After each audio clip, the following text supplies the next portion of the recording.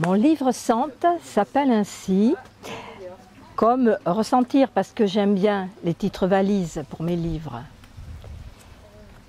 C'est bien sûr une histoire de chemin, de sentier, de voie, de parcours, d'évasion en plein champ, poétique ou de bataille, parce que dans ce livre, il y a le chemin des dames aussi. Ce que j'ai voulu démontrer, c'est qu'un chemin ou un sentier géométrise nos destins. Il en est le compas. En effet, où est-ce que ce petit sentier qui parfois sent la noisette nous fait de l'œil à travers les arbres par le truchement du soleil, où est-ce qu'il veut nous mener? Où est-ce qu'il peut nous mener? Où est-ce qu'il va nous mener? Quel secret recèle-t-il qui n'est jamais répertorié dans les guides touristiques?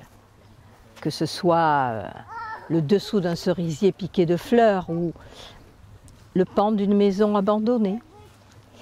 Aujourd'hui, c'est la journée des jardins.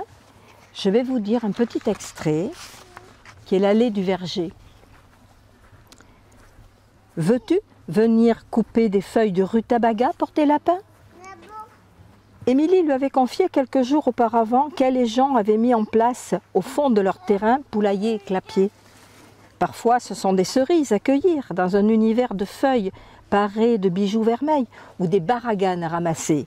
Ces poireaux sauvages sont depuis l'enfance d'Émilie les premiers indices du printemps. En quittant le chemin bordé de coquelicots, étincelant de sauterelles, elle sait quitter un paradis pour un autre. Dès le verger rejoint, elle lève la main et cueille une prune reine Claude.